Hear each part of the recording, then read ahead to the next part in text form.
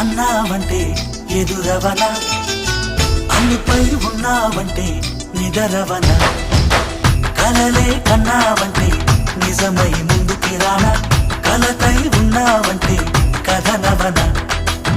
అమ్మలో ఉండే సగం అక్షరం నేనే, నాన్నలో రెండో సగం లక్షణం నేనే.